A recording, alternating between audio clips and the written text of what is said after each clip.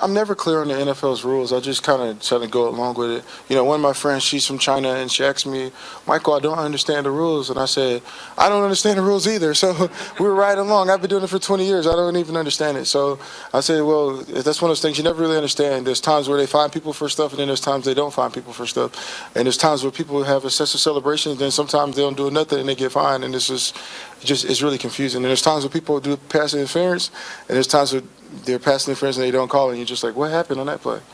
Do you subscribe to the Key and Peele theory? It's the third pump that gets you? I think the third pump, 2 pumps get you a baby, 3 pumps get you a fine.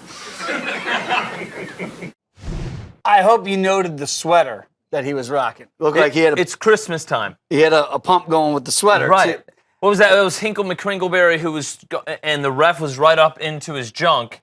And the third one, but it wasn't a fine, it was a flag. Which one do you like better? The explanation, which I loved, or the sweater, which is pretty I know damn you good, love too. the explanation. Yeah, I like the explanation too. I liked both. Win-win there. Everything about it. The Russian decor hat. Great. The fact that he's hanging out with people from other nations.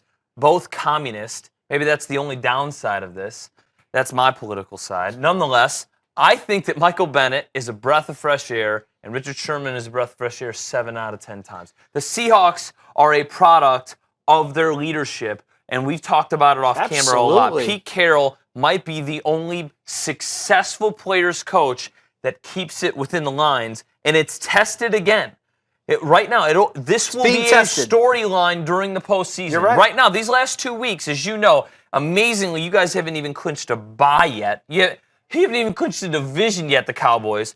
But I think the Seahawks' walls are going to cave in if they have to play in week 1 of the playoffs and don't get a bye. It's a great point, though, and you and I do discuss this a lot because you just don't see this in the NFL successful for long spans of time where you kind of let your players be themselves. And Pete Carroll's always preached that, and it's worked. Because you got 11 guys, all cohesive, other sportsable individuals. Landry, Noel.